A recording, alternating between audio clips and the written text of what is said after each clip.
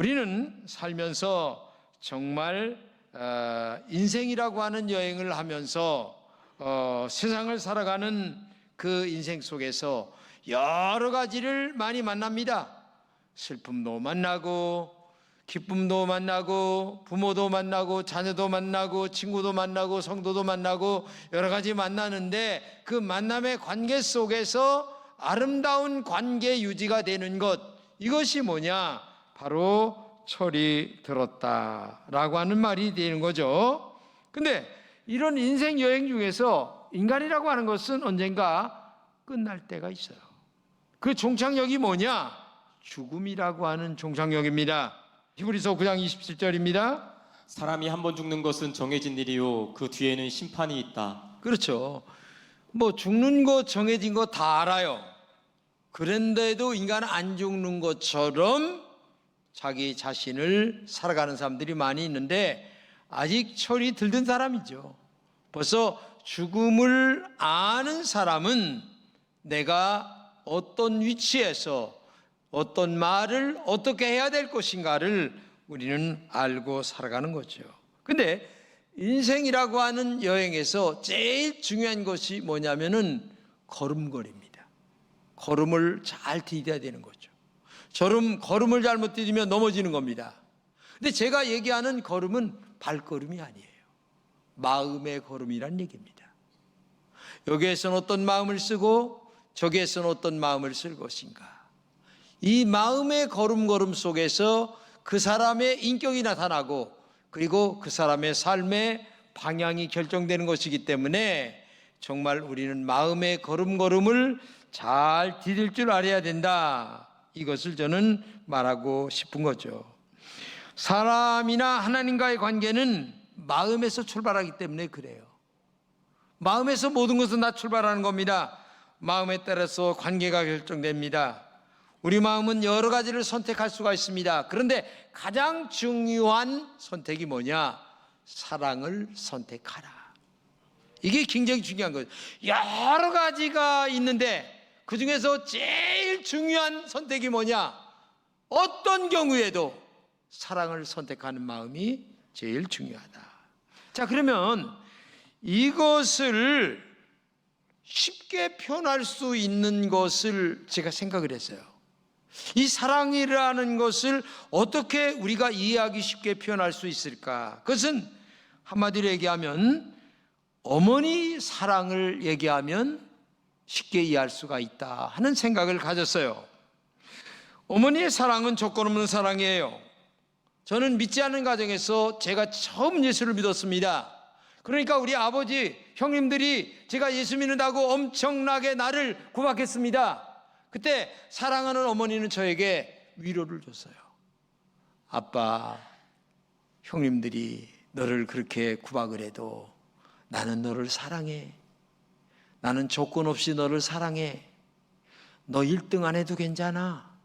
너는 그저 건강하게 있기만 하면 내 아들이야. 저는 그때 얼마나 위로가 됐는지 몰라요. 혼자 고독하게 교회를 다니며 예수를 믿는다고, 나중에는 어머니가 함께 해준다고 교회를 나오고 싶지 않았는데 일부러 나와주셨어요. 그리고 나중에는 예수님을 마음에 영접하고 구원의 확신을 갖고 천국에 가셨어요. 저는 그 어머니를 생각할 때마다 지금도 눈시울이 뜨거워요.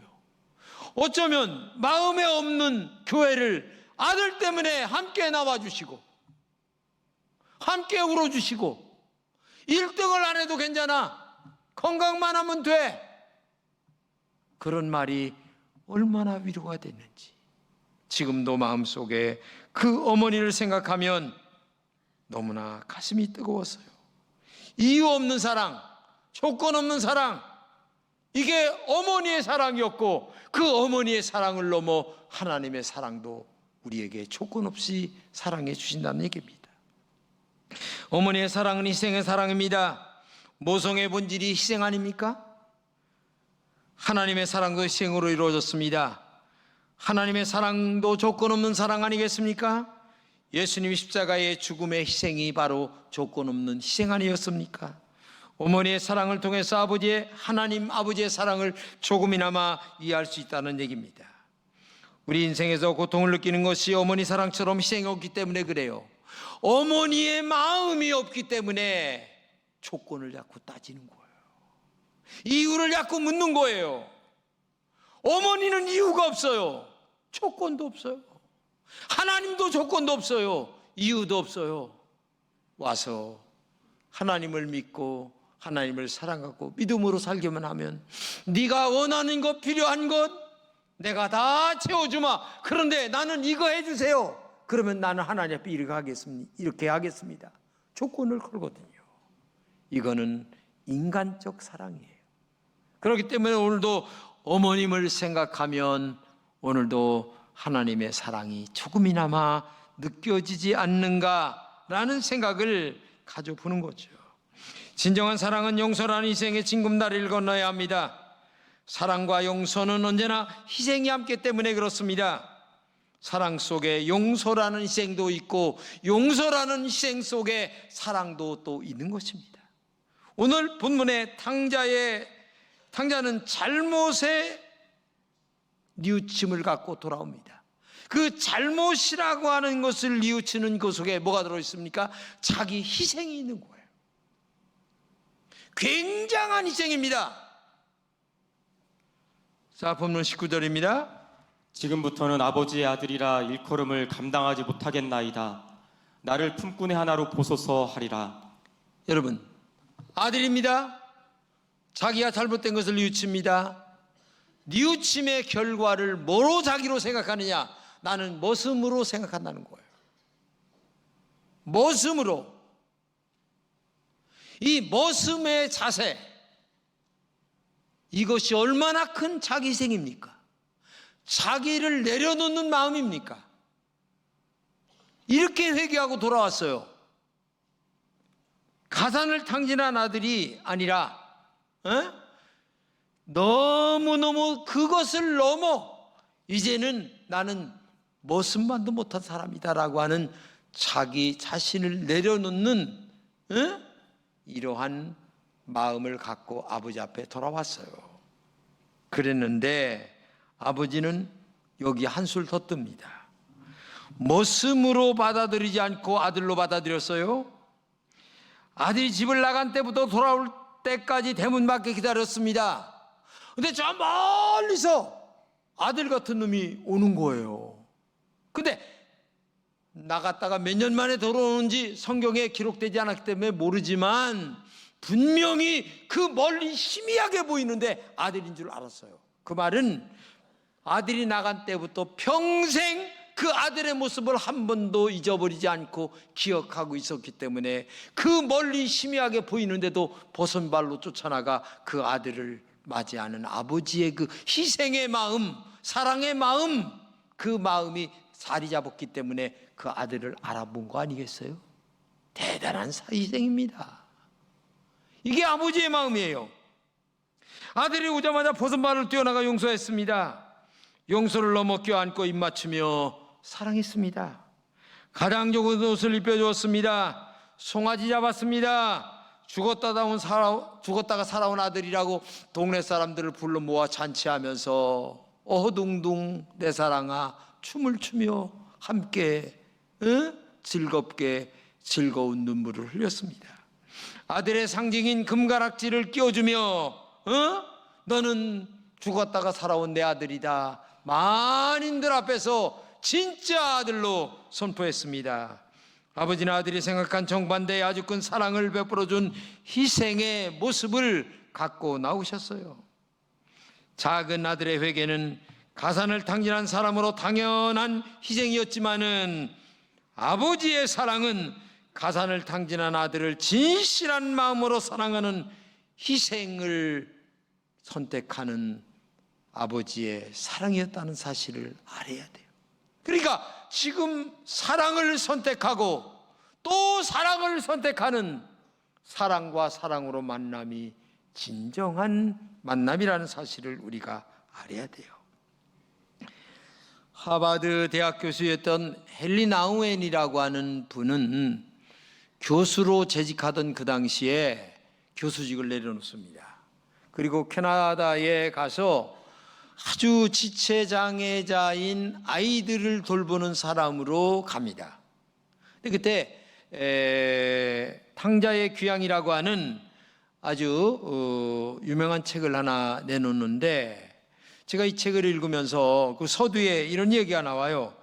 관계가 힘이 들 때, 서로 이렇게 관계가 인간끼리 힘이 들 때에 사랑을 선택하라, 이런 글귀가 나와요. 저는 이 글을 읽으면서 머리를 망치로 얻어맞은 기분이었어요. 야, 관계가 힘이 드는데 미움을 선택해야지, 왜 사랑을 선택하라고 그러지? 야, 참 이 글을 마음에 묵상하면서 오늘의 설교를 준비하게 됐는데요, 정말 저에게 많은 것들을 남겨주는 시사성 있는 하나의 글귀가 됐습니다. 우리는 너와 나라는 관계 속에서 살아갑니다. 친구와의 관계도 있습니다. 부모와의 관계도 있습니다. 성도와 성도와의 관계도 있습니다. 여러 관계 속에서 살아가는 것이 우리 인생이거든요. 우리의 이런 관계 속에서 수많은 일들이 얼마나 정말 어렵고 힘든 일들이 많이 일어납니까? 근데 우리는 그때 뭐를 선택합니까? 어느 것을 선택해요? 사랑이요? 아닙니다. 거의 99%가 미움을 선택합니다. 그런데 이 헨리 마지막 그 참 서두에서 하는 말이, 언제나 선택할 때에 사랑을 선택하라. 귀중한 얘기입니다. 너무나 소중한 얘기입니다. 여러분, 내가 사랑하는 사람을 선택하는 것은 힘들지 않아요. 내가 사랑하는 자식에게 재산 물려주는 것 힘들지 않아요. 그런데 사랑하지 않는 사람에게 내가 얼마의 돈을 베푼다라는 것은 얼마나 힘들은지 몰라요. 예? 보통 힘든 게 아니에요. 나는 가끔가다 신문에 보면서 돈을 몇십억, 몇백억, 신영균 장로님 같은 경우는 이승만 대통령 거기에다가 100억이라는 돈을 땅을 이렇게 희사하는 것을 보면서, 이야, 참 저게 대단하다라는 말로 표현을 했지만은 그 대단 속에는 도저히 나는 할 수 없는 그런 사랑을 선택하는 마음이 있었기 때문에 그것을 선택한 것이 아닌가. 여러분 생각해 보세요. 사실 교회를 다니는 것은 교회를 다니는 것이 신앙생활이 아니에요. 예수님의 십자가 사랑을 실천하는 것이 신앙생활입니다. 교회를 다니는 것이 변화가 아닙니다. 진정한 변화는 주님의 사랑을 닮아가는 것이 신앙생활이고 교회를 다니는 겁니다. 그런데 사람과의 관계는 항상 좋은 것만이 아니죠. 힘들고 어려울 때도 있습니다. 그때 우리는 원망과 미움을 선택할 때가 너무나 많아요. 그러나 진실한 신앙이라면 사랑을 선택해야 되지 않겠습니까? 내가 많은 손해를 보더라도. 생각해 보세요. 우리는 커피 사 먹고 옷 사고 뭐하고 다 합니다. 그런데 한 달에 10,000원 천사운동했다가 희사는 하지 못해요. 이게 우리들이에요. 그러면서도 예수는 잘 믿는 것처럼 착각하고 살아가는 거예요. 한국교회 수준이 여기에 머물러 있어요. 자기 생생하는 데는 합니다. 이름 없이 빚도 없이 하는 사람들 찾기 어려워요. 이게 우리의 영적 수준이에요. 정말 우리는 다시 한번 돌아볼 때가 되지 않았나 하는 생각을 보는 거죠. 에베소 4장 16절입니다. 그에게서 온몸이 각마디를 통하여 도움을 받음으로 연결되고 결합되어 각 지체의 분량대로 역사하여 그 몸을 자라게 하며 사랑 안에서 스스로 세우느니라. 예수님과 연결되고 예수님을 자라게 하고 예수님을 세워가는 것, 이것이 우리의 신앙생활이어야 한다고 성경은 말하고 있는데, 우리는 나를 세우는 데 급합니다. 나를 세우는 데. 그러니까 그 속에는 신앙이 없는 거죠. 참 우리가 신앙의 철이 너무 안 들었어요. 이게 누구의 얘기입니까? 여러분의 얘기고 여기 있는 목사인 저의 얘기입니다. 생각해 보세요. 여기 그 렘브란트의 돌아온 당자라고 하는 이 그림 하나를 여러분 한번 보시면 좋겠어요. 이 그림을 보면 아버지는 아들의 어깨 위에 두 손을 올려놓고 있습니다. 아버지의 두 손은 남성의 손이어야 합니다. 그런데 이 그림을 보게 되면 한 손은 남성의 손이지만 한 손은 여성의 손이에요. 어머니의 모성이어야 사랑과 용서를 보여줄 수 있기 때문에 렘브란트는 아마 저렇게 그린 것 같습니다. 여인의 손은 어머니의 모성을 보여주죠. 비록 아버지이지만 사랑을 선택한 아버지의 이 손은 어머니처럼 모성처럼 너희들을 사랑하는 마음이다. 이것을 작가는 우리들에게 가르쳐주기 위하여 한 손은 아버지의 권위를 의지하고 한 손은 어머니의 모성을 보여주는 그런 그림으로 우리에게 보여주고 있는 거죠. 그렇기 때문에 신앙은 뭐냐? 사람의 의는 예수님을 모방하여 사랑을 선택하는 것이 신앙이다. 예수님을 모방하는 거예요. 창조하는 것도 있으면 좋겠지만 우리는 창조는 못한다 할지라도 예수님을 모방이라도 해야 되는데, 예? 그게 안 되는 것이 우리들의 신앙의 수준이죠. 사도 바울은 이것을 이렇게 얘기합니다. 살든지 죽든지 나는 그리스도 안에서 살겠습니다. 그러니까 이 말은 뭐냐면 어떤 경우에도 나는 예수님을 보여주는 삶을 살겠습니다. 이런 말이죠. 사랑을 선택하며 살겠다. 그런 얘기예요. 어느 사람이 함께 있었어요. 내 교회를 안 다니는 분하고 함께 있었어요. 근데 교회 다니는 분이 조금 옆에서 이렇게 좀 거슬리도록 이렇게 보였어요. 그러니까 이 친구 하는 말이 나한테, 아니 교회 다니는 사람이 저려? 슬쩍 옆에서 저한테 그러는 거예요. 그러길래 제가 야 이런 때 무슨 말을 해야지? 잠깐 기도하는 마음으로 생각하다가 이렇게 얘기했어요. 교회 다니니까 저 정도요. 알긴 알아? 제가 그렇게 얘기를 했어요. 얼른. 그러니까 그려? 그러더라고요. 그려? 그러더라고요. 당신도 별 수 있어? 응? 교회 다니는 사람 너무 그렇게 보지 마라. 교회 다닌다고 하루아침에 변화되는 거 봤어? 저를 생각했어요. 내가 70이 넘었는데 솔직하게 얘기지 하루에도 10번도 더 넘어져요. 예? 넘어졌다 회개하고 또 돌아오고. 이게 인간이에요. 나는 아니라고 자각하지 마세요. 내면의 세계를 들어가 보면 여러분과 저나 고부고부예요. 뭐 다를 게 있어요. 그게 다 끄떡거리는데. 예?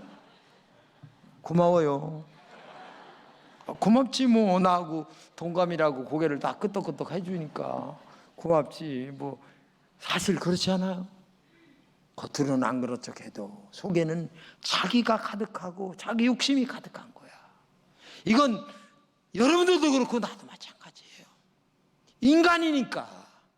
그러나 하나님은 그거를 불쌍히 여겨주시는 거예요. 교회 나와서 얘기하면 그래 마치 내 자식 똑같아요. 하나님의 마음이. 아니 똑같은 게 아니라 그보다 훨씬 높으시지. 예? 그러니까 우리가 그저 목숨 걸고 살아가는 것이지. 예? 다른 사람이 시기하는 것처럼 하나님이 시기해 보세요. 여기 목숨 붙이고 살 사람 한 사람도 없어요. 예? 그래서 우리는 언제나 사랑을 선택해야 될 줄로 믿습니다.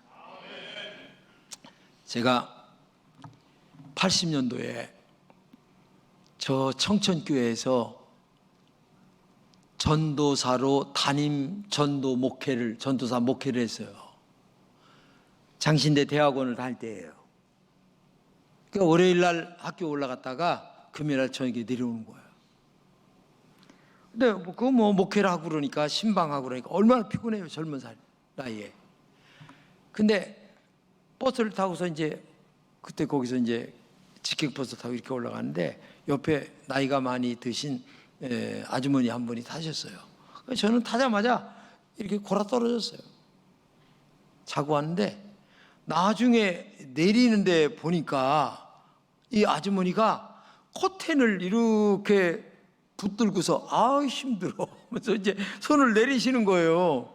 보니까 뭐냐면은 내가 이렇게 거기서 햇살이 들어와서 나를 이렇게 비치니까 딱해 보이는가 봐. 침을 흘리면서 자고 있는 모습이 기가 막힌 거야. 그러니까 이걸 본인은 잘해 주신다고 이걸 이렇게 붙들고서 햇볕을 가려 주신 거예요. 아유, 그러셨어요? 고마워요 하고서 내렸어요. 근데 이제 학교 이렇게 언덕을 이렇게 올라가면서 이제 가만히 생각했어요. 그분하고 나하고 무슨 상관이지? 아무 상관이 없어요. 근데 1시간 내내 이렇게 그냥 그 커튼을 들고서 이렇게 얼굴에 비치는 햇살을 가려주신 거야. 야, 너무 고마운 거야. 세상에 아무도 모르는 분이 저렇게 젊은 사람이 그냥 골아떠서 졸고 있는데 그걸 가려주신 그 은혜가 너무나 커서 감사의 눈물이 뚝뚝 떨어지면서 아이고, 하나님, 그분이 신앙생활 하시는지 안 하시는지 모르겠지만 그분을 축복해 주시고 저런 마음이 얼마나 중요한가. 저게 예수님의 마음인데 왜 나에게는 그런 마음이 없지? 이 전도사라고 하는 놈은 제가 그러면서 학교를 올라갔던 적이 있어요. 여러분, 희생이라고 하는 것은 큰 것만 희생이 아닙니다. 그 커튼을 세상에 젊은 사람이 뜨거운 햇살에 그 얼굴이 뜨끈뜨끈할까 봐 살짝 이렇게 들어졌던 그것이 오늘도 지금 30몇 년이요 40년이 지난 후에 지금도 기억이 되잖아. 이게 사랑 아니겠습니까? 근데 너무 큰 것만 생각하지 마시고 오늘도 이렇게 작은 희생도 생각하시면서 정말 우리가 하나님의 본성인 희생으로 돌아가는 나의 내면을 돌아보고 오늘도 주님의 십자가 사랑을 실천하려고 하는 그런 마음이 여러분들에게 있기를 진심으로 축복합니다. 우리는 지금 인생이라고 하는 여행을 하고 있습니다. 주님은 우리에게 사랑을 선택하라고 하십니다. 사랑으로 살기를 원하십니다. 사랑을 선택할 때 힘든 중에도 주님을 닮아 또 닮아가는 능력이 우리 마음에 조금이나마 만들어질 수가 있는 겁니다. 그렇게 살다가 관계가 많이 힘들 때 또 사랑을 선택하고 사랑을 선택할 때에 하나님 앞에 갈 때에 조금이나마 주님의 십자가를 마음에 안고 우리가 죽을 수 있는 그 성숙한 내면이 오늘도 여러분들에게 있기를 진심으로 축복합니다.